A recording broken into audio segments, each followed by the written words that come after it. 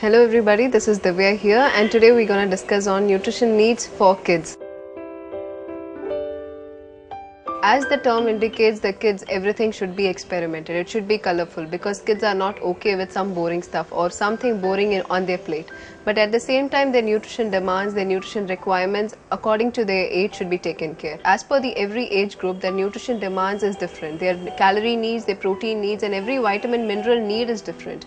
So you have to always meet a pediatrician or a physician who takes care of health and the medical part of your kid, so that the nutrition term is also be taken care at the same time. So right now the kids are being very much conscious of their consuming their right amount of calories, especially the teenagers. When they hit their teens, they always been conscious about their body type and body shape because of the peer pressure or because of the media. But they should be aware that their body is in demand of that amount of calories or that amount of protein, because their body has to be built in complete way. There are certain nutrients, there are certain vitamins which is required. For example, on a broader aspect, carbohydrate itself is the major source of nutrient which has to be taken care. The complex carbs and the simple carbs, they should differentiate in between the two.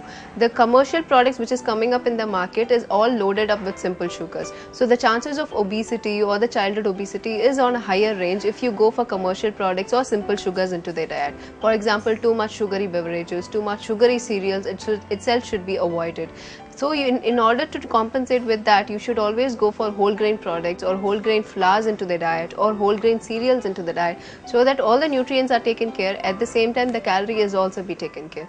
The protein demand, because the body is in the growth phase, they are into developing into their teenage or every age group, they have to be in their ideal weight or ideal height. To reach that kind of a standard, they should always take care of the protein demands, either through vegetarian sources or either through non-veg sources.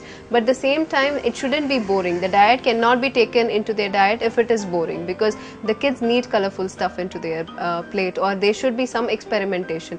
The same recipe experimented in a different way, if it is palatable and tasty good, the taste matters. So anything should be experimented and should be given to them in the more presentable way. So that it is all about in the mother's hand how she presents it itself. And the one more nutrient and the major broader aspect is fats as such. As the kids are already conscious of their fat content, and the junk food itself, the junk hangouts places or food eatery areas, everything have junk sources into their diet. So you should be always aware the what kind of junk your kids has been consuming when they are being out with their friends or when they are in their school areas.